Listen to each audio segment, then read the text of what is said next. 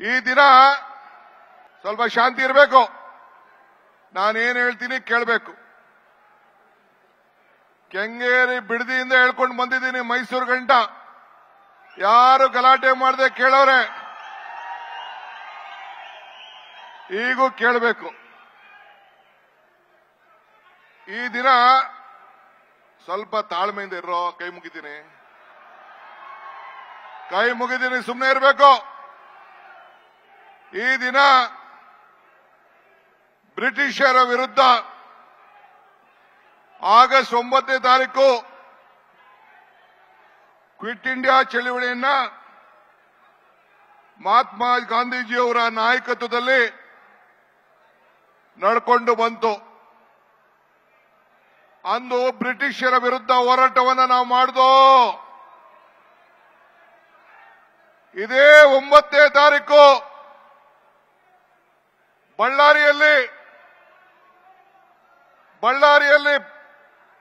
ಬಳ್ಳಾರಿ ಪಾದಯಾತ್ರೆಯನ್ನು ಮಾಡಿ ಗಣಿ ದೊರೆಗಳ ವಿರುದ್ಧ, ಈ ದೇಶದ ಲೂಟಿಯನ್ನ ಹೊಡಿತಾ ಇರೋದ ವಿರುದ್ಧ 15 ವರ್ಷದ ಹಿಂದೆ ನಾವು ಬಳ್ಳಾರಿಯಲ್ಲಿ ಕ್ವಿಟ್ ಇಂಡಿಯಾ ಮೂವ್ಮೆಂಟ್ ದಿನ ಆಗಸ್ಟ್ 9ನೇ ದಿನ ಇದೇ ರೀತಿ ದೊಡ್ಡ ಸಮಾವೇಶವನ್ನ ಮಾಡಿತು. ಇವತ್ತು ನಾವು ಕಾಂಗ್ರೆಸ್ ಪಕ್ಷದ ವತಿಯಿಂದ ಅಂದು ಬ್ರಿಟಿಷರ ವಿರುದ್ಧ ಹೋರಾಟ ಮಾಡಿದೋ. ಇಂದು ಎನ್ಡಿಎ, ಬಿಜೆಪಿ, ಜನತಾದಳದ ವಿರುದ್ಧ ಇವತ್ತು ನಾವು ಹೋರಾಟವನ್ನು ಮಾಡಿ ಈ ದೇಶವನ್ನ ರಕ್ಷಣೆ ಮಾಡಲಿಕ್ಕೆ, ಸಂವಿಧಾನವನ್ನು ರಕ್ಷಣೆ ಮಾಡಲಿಕ್ಕೆ, ಈ ಬಡವರ ಕಲ್ಯಾಣವನ್ನು ಉಳಿಸಲಿಕ್ಕೆ, ನಮ್ಮ 5 ಗ್ಯಾರಂಟಿಗಳಿಂದ ಈ ಬಡವರಿಗೋಸ್ಕರ ಮಾಡಬೇಕು ಅಂತ ಹೊರಟಿರುವಂತ ಅನ್ಯಾಯದ ವಿರುದ್ಧ ಹೋರಾಟವನ್ನು ಮಾಡಲಿಕ್ಕೆ ಇವತ್ತು ಈ ಚಳವಳಿಯನ್ನು ನಾವು ಪ್ರಾರಂಭವನ್ನು ನಾವು ಮಾಡಿದ್ದೇವೆ. ಹುಡುಗ್ರ,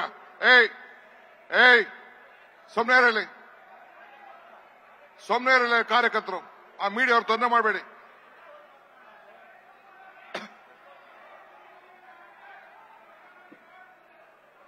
ಮೀಡಿಯಾಕ್ಕೆ ತೊಂದರೆ ಮಾಡಬೇಡ, ಸುಮ್ಮನೆ ಇರಯ್ಯ. ಅವ್ರು ಹೊರಗಡೆ ಕಳಿಸ್ತಾ ಇದ್ದಾರೆ, ನೀನ್ ಕೈ ಮುಗಿದ್ದೀನಿ, ಸುಮ್ಮನೆ ಇರೋ. ನೀನ್ ಕೈ ಮುಗಿದ್ದೀನಿ, ಪಾಪ ಅವರೆಲ್ಲ ಹೊರಗಡೆ ದೇಶಕ್ಕೆ ಕಳಿಸ್ತಾ ಇದ್ದಾರೆ, ಸುಮ್ಮನೆ ಇರು. ಒಂದು ಈ ಸಂದರ್ಭ ಹೇಳಲಿಕ್ಕೆ ಬಯಸ್ತಾ ಇದ್ದೇನೆ, ಈ ಪಾದಯಾತ್ರೆ ಜನತಾದಳದವರು, ಬಿಜೆಪಿಯವರು ಸೇರಿ ಮಾಡ್ತಾ ಇದ್ದಾರೆ. ಪಾದಯಾತ್ರೆ ಅಲ್ಲ ಇದು. ಅವರ ಏನು ಈ ಒಂದು ಪಾದಯಾತ್ರೆ ಮಾಡ್ತಾ ಇದ್ದಾರೆ, ಪಾಪ ವಿಮೋಚನೆ ಯಾತ್ರೆಯನ್ನ ಇವತ್ತು ಮಾಡ್ತಾ ಇದ್ದಾರೆ. ಅದು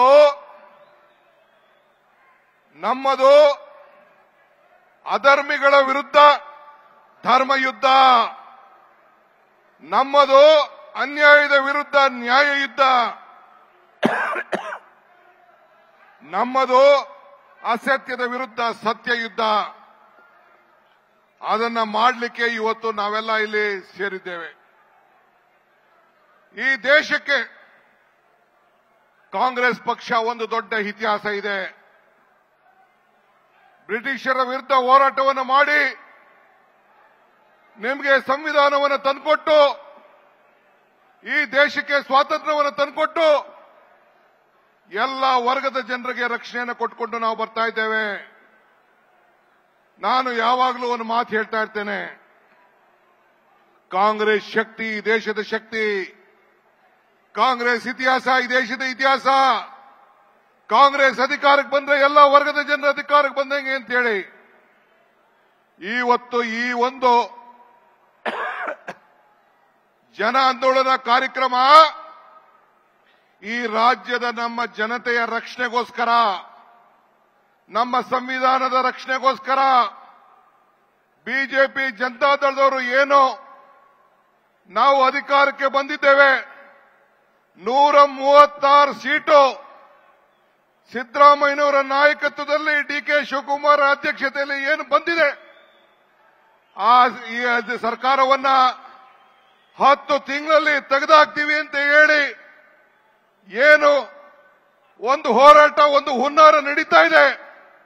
ಈ ಬಡವರಿಗೋಸ್ಕರ ನಾವೇನು ರಕ್ಷಣೆಯನ್ನು ಕೊಟ್ಟು ಈ 5 ಗ್ಯಾರಂಟಿಗಳನ್ನು ಕೊಟ್ಟು ನಿಮ್ಮ ಬದುಕನ್ನ ನಾವು ಬದಲಾವಣೆಯನ್ನು ಮಾಡ್ತಾ ಇದ್ದೇವೆ.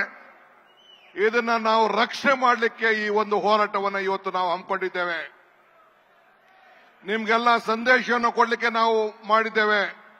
ಕನ್ನಡಿಗರ ಮೆಚ್ಚಿನ ನಿಮ್ಮ ನ್ಯೂಸ್ 18 ಕನ್ನಡ ಈಗ ವಾಟ್ಸ್ಆಪ್ನಲ್ಲಿಯೂ ಲಭ್ಯ.